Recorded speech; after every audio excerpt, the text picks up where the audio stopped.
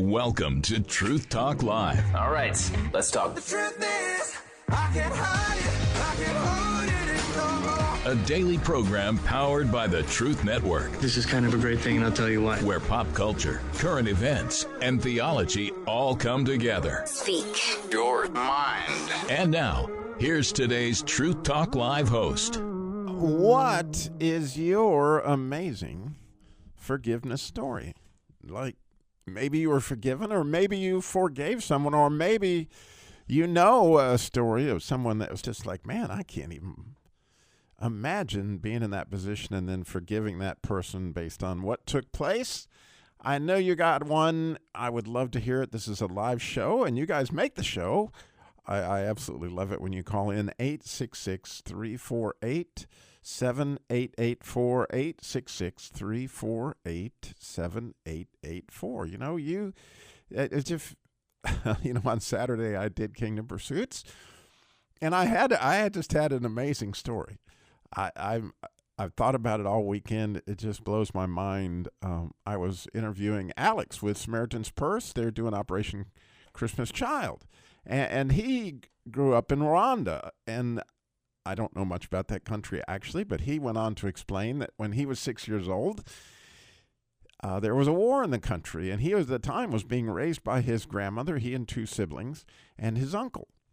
Well, apparently these warring tribes came in one day looking for them, unfortunately, and he stood there and watched as his grandmother was murdered before his eyes, and then his uncle. And then he and his two siblings ran for their lives. Somehow or another, God provided an escape for them. And later, when he was 7 years old, they were put in an orphanage, wonderfully, by a Christian organization of some kind, obviously. And they were connected to Samaritan's Purse and Operation Christmas Child. And somewhere in America, or somewhere, maybe in England, I don't know, but somewhere there was a child and a parent that put together a shoebox, and they prayed for Alex. And, it's one of the most amazing stories I've heard. But nonetheless, there he was. The first gift he ever got in his life, was one of those shoeboxes of Operation Christmas Child. I hope your church is doing them. I think it's absolutely fabulous and amazing. Because I know my kids did it for years, and they prayed, and they packed those shoeboxes with something special. And Alex got something special. He got a little hairbrush/comb pick combination that he said was his most favorite item. He carried around for 3 years. He was just so elated with the idea that somebody somewhere cared about him, having been through all that he had been through. And it's an amazing story of forgiveness in this way, that he, God made a way for him to come to the United States because he joined a choir. He could sing. And he found himself with a wonderful Christian couple in America that helped him work through, how he could not be bitter.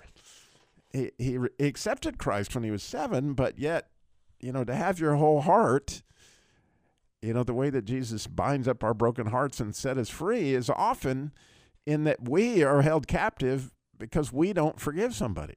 Right? He forgives us, and that's a gift. But it's also a gift to be able to forgive, because you're the one held captive. And I know that it's a very difficult thing. But what's your story? I would love to hear it. 866-348-7884, 866-34-TRUTH. But in Alex's case, he began to pray as he went to work, actually, for Samaritan's Purse, an Operation Christmas Child, that somehow or another, not only would he be able to forgive the people that shot his grandmother and his uncle, but that he would actually be able to sit in front of them and offer that forgiveness. And from what he explained, he made 3 trips back to Rwanda, and on the 3rd trip, he sat in front of the man that had killed his uncle. And there, if you're familiar with the Corrie ten Boom story, what she went through in those prison camps in Nazi Germany. If you're familiar with her story, her sister was brutally tortured and ended up passing. And she got to sit in front of the man that had tortured her sister and offered him forgiveness, right? It's a gift. It's a gift. I hope you've received it. I hope that you've been able to do it, And what did that look like in your life? 866-348-7884. I stand amazed. Maybe you've seen the movie Jonathan Sperry, where, in his case, The Secrets of Jonathan Sperry. Actually, The Secret, just a spoiler alert if you haven't seen the movie, but you got to see it. It's an amazing movie, stars Gavin MacLeod, but his wife had been killed by a drunk driver who happened to live across the street from him. And, the things he did to help lead that man to Christ. It's amazing, right? The opportunity that we have as we pray the Lord's Prayer to not only get forgiveness, but to receive it. And I was just sitting in my own mind thinking as I was preparing for this show, is the gift of forgiveness greater from a standpoint of giving or receiving? I'm talking about human on human. Obviously, it's unbelievable that God would forgive us and that we would be able to, that Jesus died for us, that we would be able to take his blood as a seal that we truly are and be able to come into the presence of God. That's beyond amazing, but undoubtedly the greatest gift we'll ever receive. But then it's also a huge gift if you're like Alex and you've got this, tremendous bitter thing that happened to you, I can't imagine, or you knew of it with somebody else. And that's what we'd love to hear about. You know why? Because your story could greatly affect somebody else that's struggling with something similar, or just, anytime you hear a testimony of how God worked through something that seemed impossible, that's the idea of forgiveness in its own way. That it has this idea of doing the impossible, which, I hope you've had a chance to, I really, really do. I hope you've experienced Jesus' forgiveness, but maybe, as is explained in our Lord's Prayer, we got to forgive others as he's forgiven us. And we've been forgiven much, and so we should love much, and we should be able to forgive much. What does that look like in your life? 866-348-7884. I love to study the original language of Hebrew, and I studied that whole idea. I'll share some of that when I come back, but what I'd really love to share is your story. 866-348-7884. What is your amazing forgiveness story? I'd love to hear it. 866-348-7884. I'm here by myself, so I need your calls, please. TruthTalkLive.org.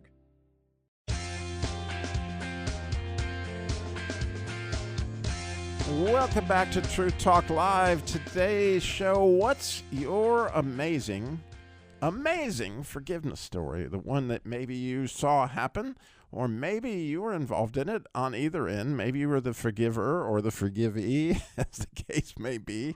I would love to hear your story, like Corrie ten Boom, or, that how in the world did she forgive that Nazi officer that brutally tortured her sister? How does that happen? 866-348-7884. 866-348-7884. Would really, really, really love to hear your story.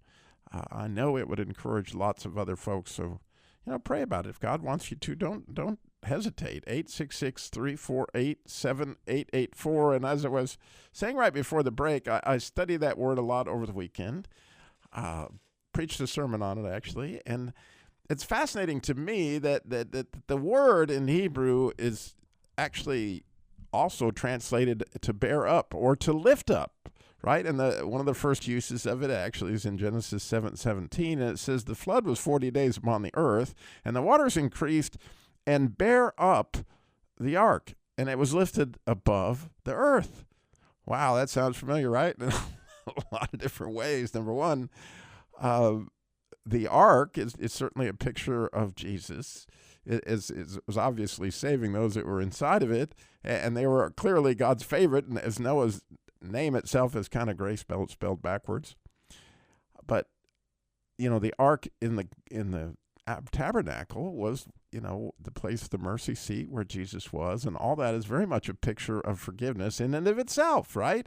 And then the fact that it was lifted up above the earth, as the bronze serpent was, and Jesus was lifted up as our sin. It's an amazing thing, but also I spent a lot of time creating a picture for my sermon because I wanted to picture it, and sometimes I worship by, just trying to create something in an image that kind of portrays what I was thinking. And what I did was I took a man that only had one leg, and he was on crutches, obviously, and I found a blind man. And so what I did was I kind of created a picture where the blind man was being held up, was essentially holding up the man without a leg, but the man without a leg was kind of leading the blind man. And this is a little different in Jesus' forgiveness, but in our case, when we forgive others, it's kind of like one broken person leading another.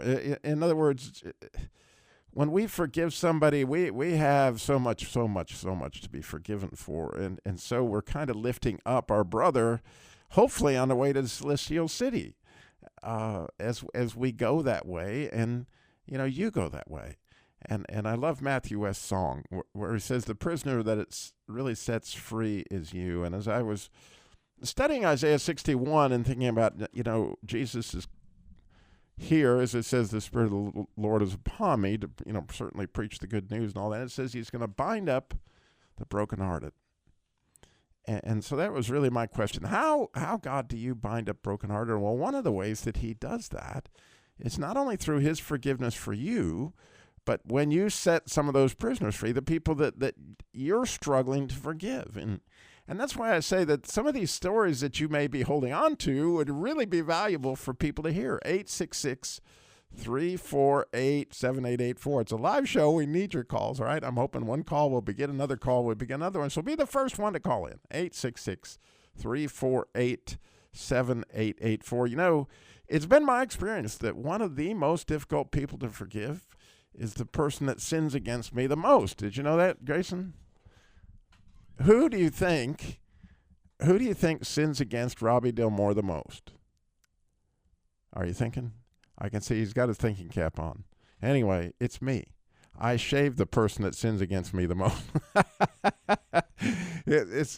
However, it's a difficult thing to receive forgiveness. It is. And it requires you being able to actually accept the payment that God, because I feel so guilty, and I beat myself up time and time again, especially with sins that I do continually. And road rage, you may think, well, Robbie, you are the Christian car guy. I am, but there's times, like just even on my way to the studio, this man kept tailgating me, and really, really aggressively tailgating me, until eventually I just pulled over. I said, I've got to let go of this somehow.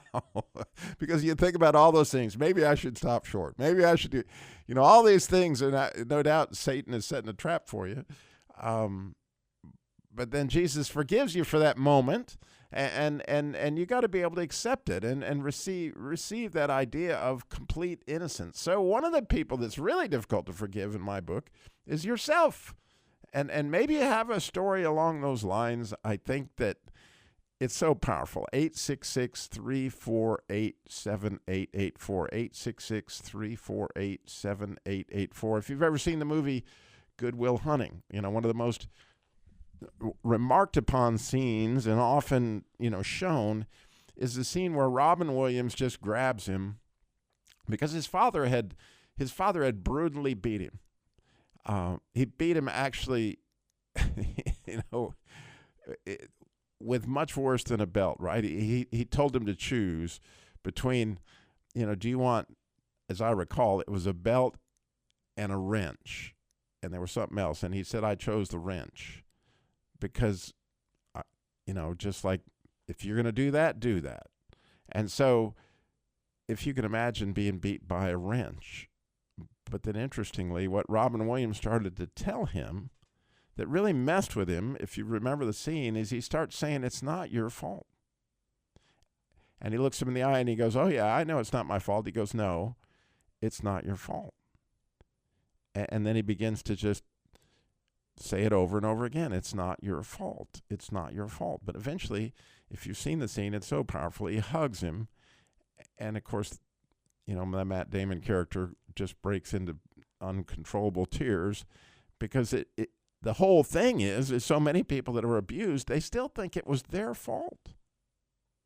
And deep inside of that is this idea of being able to forgive ourselves and to realize that, we were duped at whatever level. Satan set a trap and you took the bait. However it looked, but it wasn't your fault.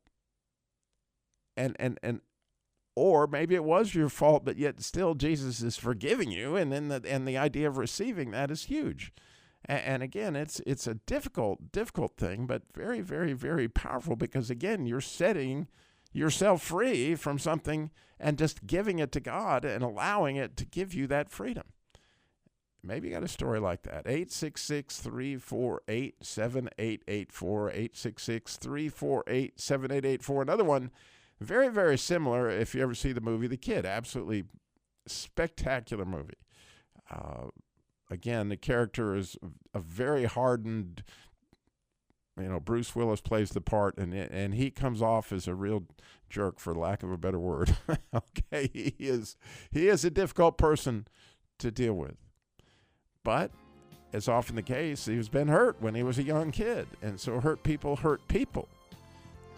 And we'll get to more on that. But more than that, we would love to get to your story of forgiveness. 866-348-7884 is the number to call in and share.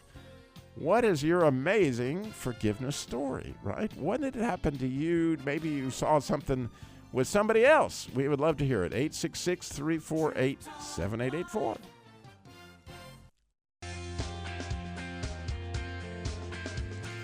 Welcome back to Truth Talk Live. Today we're talking about what's your amazing forgiveness story.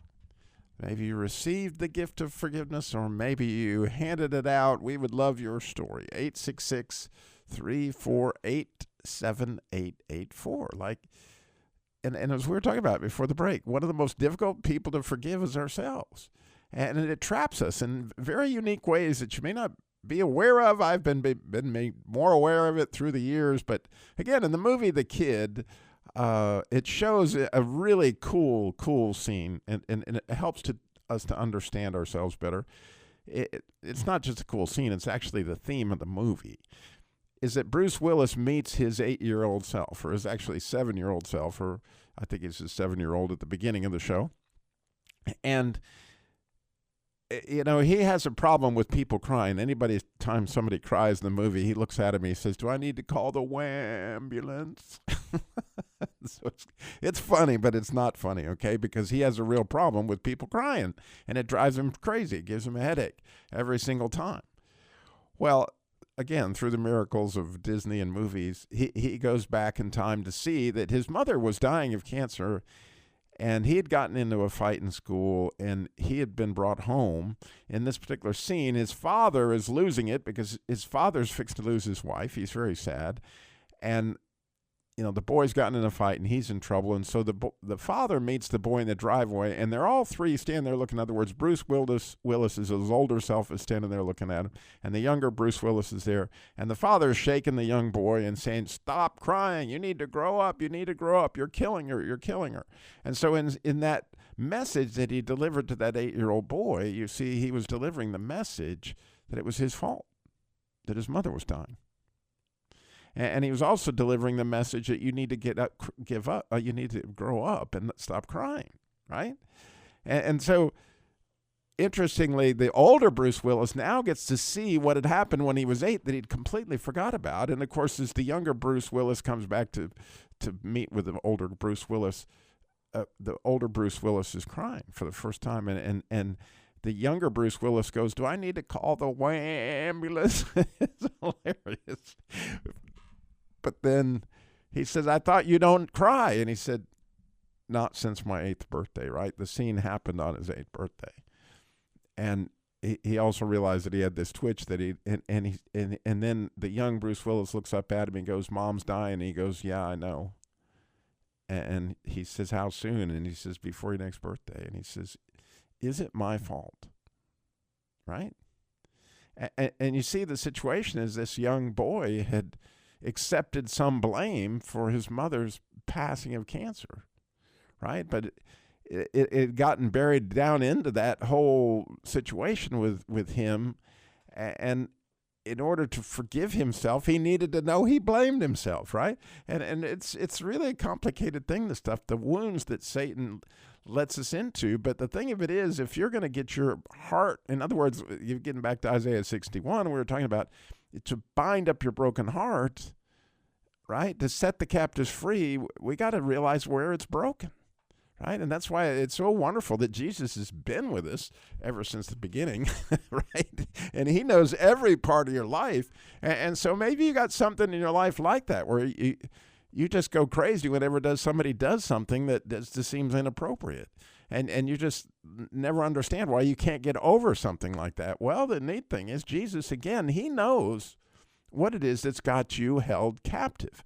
And you can, with the help of a good counselor or even just spending time alone with Jesus. And I have done this, gone back into situations in my life where I did not understand why I always reacted a certain way. But when Jesus took me back to the actual incident, and then we began to pray and ask for forgiveness, obviously forgiveness for myself, but forgiveness for my father for shaking me and saying that, because part of what Bruce Willis did in the movie was forgive his father. And because his father was hurting because his mother was dying, but he didn't realize that as an 8-year-old. But if you looked at their relationship, the movie, you'll see that he can't stand his father. But after this incident, he sees him in a whole different light, right? His father was dealing with the loss of his wife. And so all those things are amazing forgiveness stories. And what would yours be? 866-348-7884, 866-34-TRUTH. So sometimes forgiveness may be really, really hard, and there's other times that, have you ever had this experience where something really bad happened to you, but you found it easy to forgive? Even something that may even seem a little bit heinous or maybe a lot heinous. But for some reason, God gave you the gift of forgiveness. It wasn't something you just struggled over. Well, I had that happen. For those of you who are real familiar with my story, I was the Chrysler dealer in Mocksville, North Carolina for about 10 years. And apparently the last 4 or 5 years of it, I had an office manager, and she had been embezzling. And I didn't know it. And actually, the year after I started doing a Christian Car Guy show, Chrysler Financial came in, did an audit, which they normally do because they floor plan your cars. In other words, they're loaning the dealership money in order to keep all those cars out there, which is millions of dollars. And when they came into my office, they said, Robbie, you're showing about $300,000 more in your checking account than you have. And I'm like, huh? Because that's a lot of money. I wasn't, again, a giant car dealer, but $300,000 was like, wow. Well, honestly, by the time it all was unraveled, there was more than $300,000 missing. It was over $1 million. And it happened, is we were talking about, right in the year, excuse me, I had the year wrong. The year was 2007.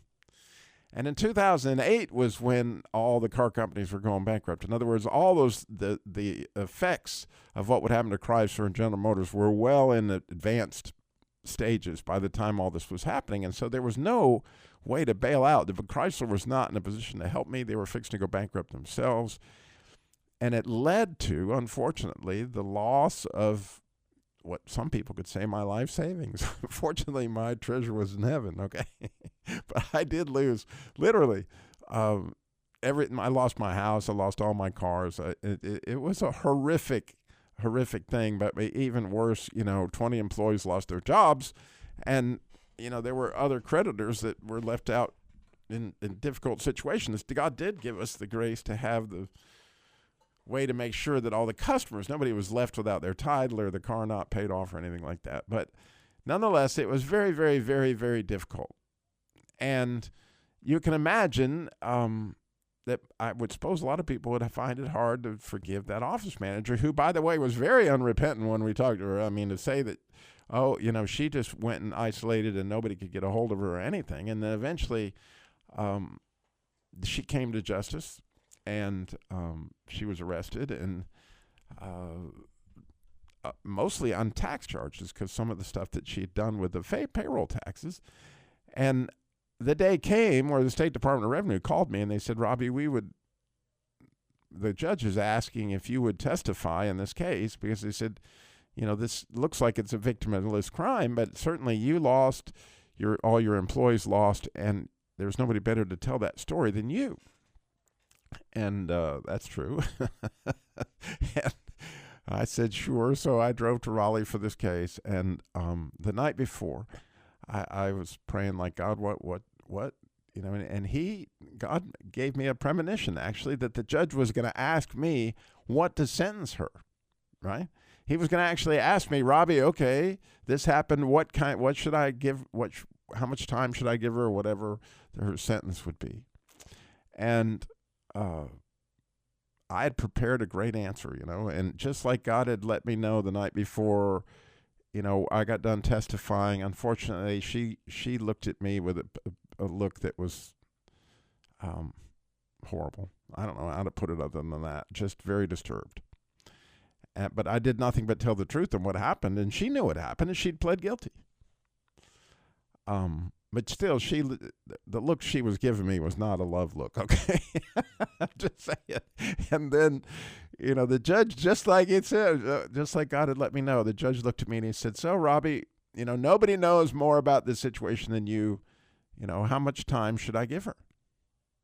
And again, I had my little answer prepared. I was like, well, Judge, I completely trust your judgment. It's a difficult situation, but I know you're gonna do exactly what's right. And he says, I'm not gonna let you off the hook with that.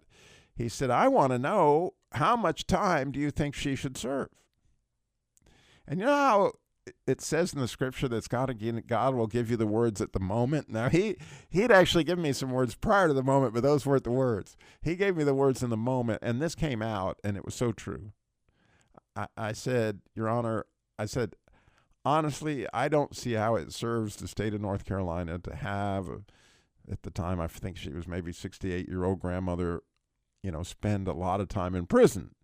I said, but, when I go back home, I got to let employees looking at me. I got my kids looking at me and all those things. And I don't want them to think she got away with it. And he looked at me and he goes, that's the answer I was looking for. He came back about 20 minutes later and gave her a 5-year sentence, suspended it to 1. And, there was that story. But how about yours? 866-348-7884. 866-348-7884.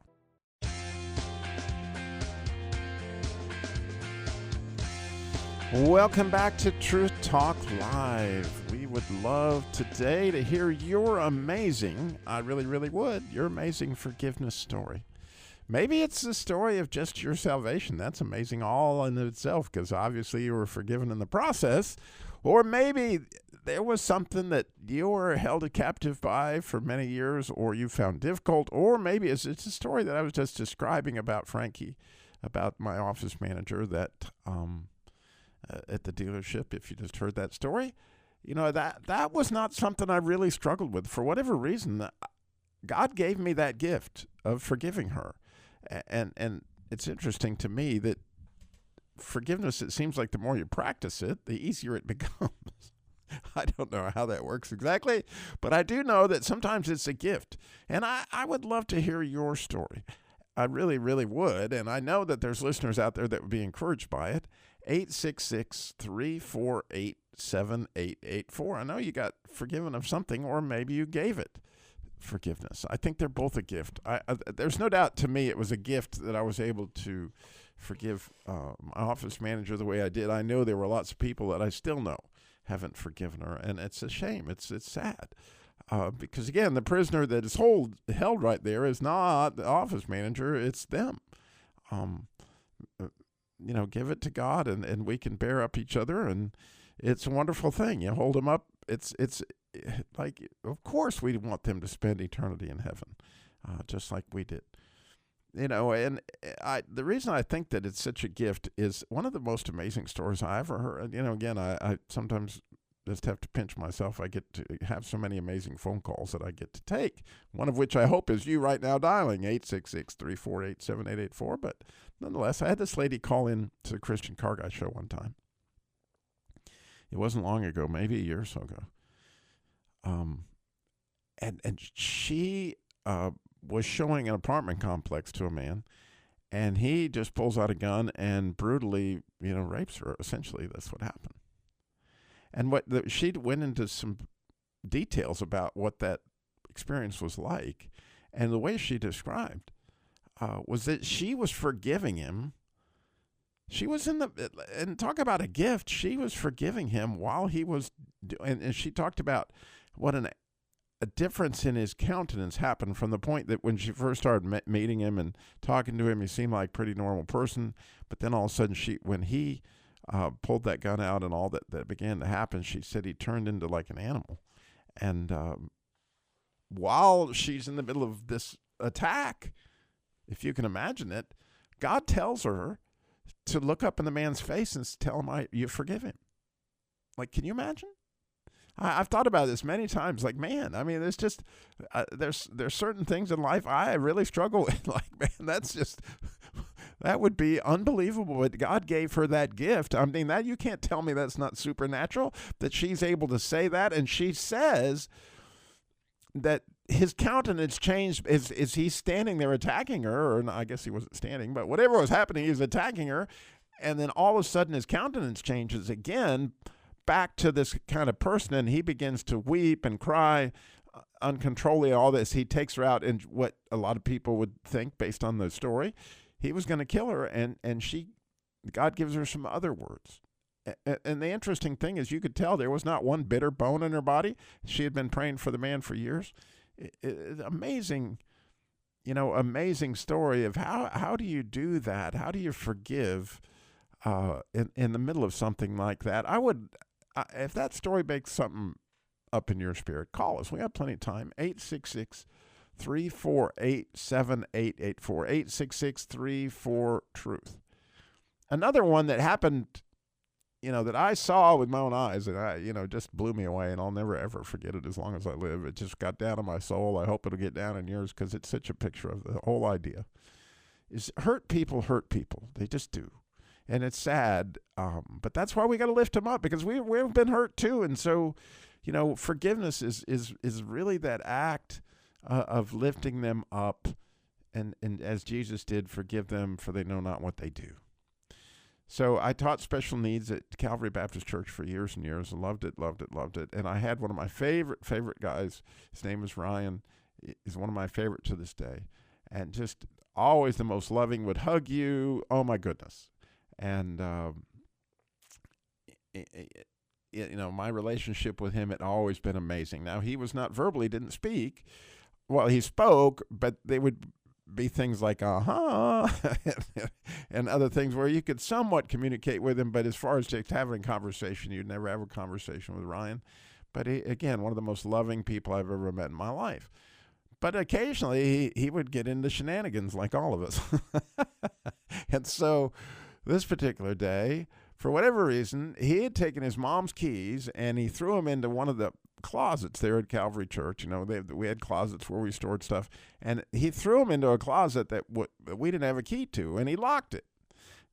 And so we were kind of stuck, like, what are we going to do with Ryan who threw his mom's keys in the closet? And so we went and found one of the superintendents or somebody to help us to go get these keys, and they came with a key to open the closet, and it was a lady, as I recall. And when she opened that closet, I've never seen anything like it. And you know how when you get really, really angry, or you get like superhuman strength?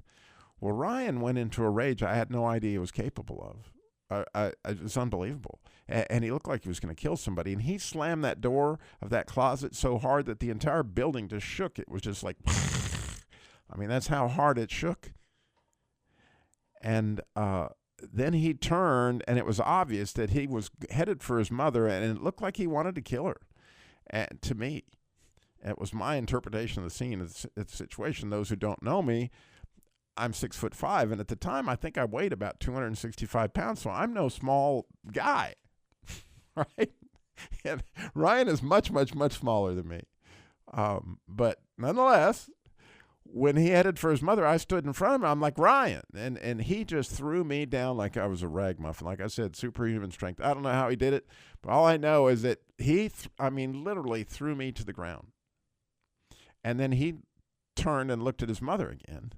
And she looks up at him in a moment that will forever live in my memory. And she looks at him with the most loving, most beautiful look in her face, in her son's face, and says, does somebody need a hug? I mean, those were her words. Does somebody need a hug? That's a gift. That's instantaneous forgiveness. I mean, it's instantaneous, like love, grace, right? Like, if he didn't feel love that minute, who wouldn't? And Ryan melted. He, like on the spot, melted into his mother's arms in just a shower of tears. It was one of the most beautiful scenes I've ever witnessed in my life. Of just, I don't know, and we will never know what was going on inside of Ryan with the keys in the closet and all that was going on. I don't know. But what I do know is he saw unconditional love. Like, man, I mean, if that wasn't Jesus in Carol's eyes, I just don't know what it was. And I've told the story many times because it just affected me, right? I tasted God and I saw how good he was, right?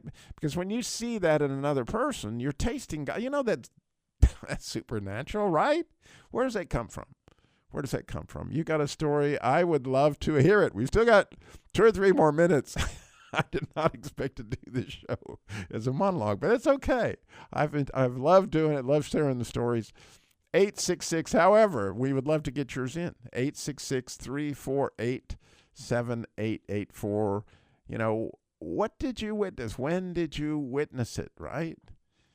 866-348-7884. And, some of our more difficult ones, right, are our parents. Unfortunately, my mother, when I was 12, did a very, very serious job of attempting suicide. Like, oh my goodness. She took a ton of medication and jumped in the back seat of a car in a rest area between Detroit, Michigan and Flint, Michigan in the middle of the winter. And they didn't find her for about a week. And when they found her, she was not much left of her. And, they immediately saved her life, cut a trach, but she had lost her memory. She had no sense of anything. For a long time, she was hospitalized. And, that's a traumatic time on all sorts of levels for all 4 of us children, obviously. Why would our mom, And all those things we talked about are entered into that. It affects a lot of things, right? Like, I know I must have been somehow or another responsible.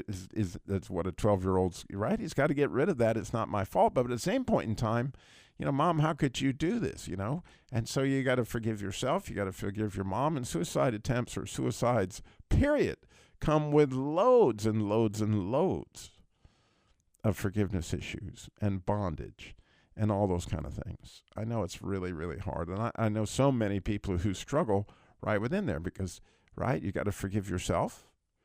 You got to forgive the person that did it and all those things. My